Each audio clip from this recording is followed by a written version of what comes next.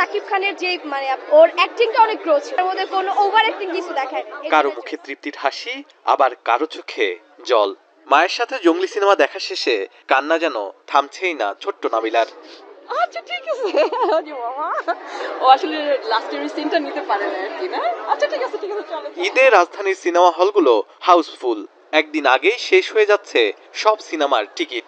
অনেকেই এসে টিকিট না পেয়ে ফিরে যাচ্ছেন।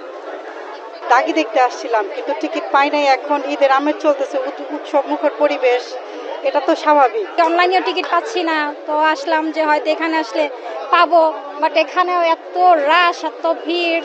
বান্ডেল থাকলে প্রতি সিনেমানিতে টাকা বাঁচবে। বিকাশ সেনমানি বান্ডিল কিনে জিতুন প্রতি লেনদেনে। ঈদ আনন্দ যেন আরেকটু বাড়িয়ে দেয় পছন্দের সিনেমা। এবারের ঈদে মুক্তি পেয়েছে 6টি সিনেমা। এর মধ্যে সবচেয়ে জনপ্রিয়তা পেয়েছে সাকিব খানের বরবাদ, আরফান নিশোর দাগি ও সিয়াম আহমেদের জঙ্গলি। সাকিব খানের দর্শকরা বরবাদ দেখে অনেকটাই খুশি, উল্লাসিত হয়ে বের হয়েছেন সিনেমা হল থেকে। নামের আগে যে লেখাটা থাকে মেগা স্টার, সেটার সাথে পুরোপুরি জাজমেন্ট করেছে। আর এত লার্জ স্কেলে বাংলাদেশে আমার মনে হয় না এর কোনো মুভি হয়েছে। সো অনেক ভালো হয়েছে, অনেক ভালো হয়েছে। অস্থির। সাকিব খান তো আসলে দিন দিন উন্নতি করছেন।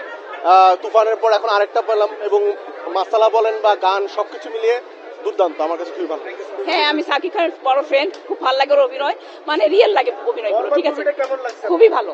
আমরা সাকিব খানের প্রতিটা ছবি নিয়মিত দেখি, এখন অস্থির ছবি। সাকিব খানের ছবি আসলে দুই বাংলায় সাকিব খান যে মুভিটা বানাইছে এটা অস্থির। আমরা পরিবারের 6 জন এসেছি এবং বরবাদ সিনেমা দেখবো। আমি বরবাদ দেখেছি, ভালোই লেগেছে। বাট হচ্ছে নায়িকাটাকে একদমই মানে হচ্ছে জঙ্গলি দর্শক প্রিয়তা পেয়েছে গল্প দিয়ে, প্রশংসা পেয়েছে অভিনয়, যদিও উল্টো কথাও শোনা গেছে।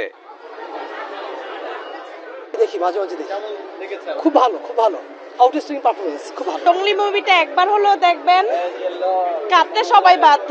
ছেলেটার অভিনয় আমার কাছে অত ভালো লাগে না, একটা বাচ্চা মেয়ে অভিনয় করেছে, মাশাআল্লাহ, খুব ভালো লেগেছে। সিয়ামের অভিনীত জঙ্গলি মুভি অসাধারণ, অস্থির। পূর্বের অসংখ্য মুভিকে হার মানিয়ে দেয় মুভিটি। বাবা মাদের তাদের বাচ্চাদের প্রতি অনেক দায়িত্বশীল এবং যত্নশীল হওয়া দরকার, যে প্যারেন্টিং একটা খুব গুরুত্বপূর্ণ বিষয়, এই জিনিসটা এটার মধ্যে উঠে এসেছে। দাগি দেখে অনেকেই উল্লাসিত, আবার হতাশও হয়েছে কেউ কেউ। জানতে পেরেছে খুব ভালো স্ট্যান্ডার্ড লেভেলের, যার কারণে আমরা বন্ধুরা মিলে 6 জন আসছে এখানে দেখতে। নর্মালি হচ্ছে যে ধরনের বাংলা সিনেমা আমরা দেখি সেটা থেকে একদম ব্যতিক্রম এবং অন্যরকম একটা স্টোরি ছিল, এবং অ্যাক্টিং ওয়াজ মার্ভেলাস। ভালো মন্দ মিলিয়ে হাউসফুল যাচ্ছে ঈদুল ফিতরের সিনেমা। আরো কিছুদিন গেলে জানা যাবে আয়ের দিক থেকে কোন সিনেমাগুলো এগিয়ে।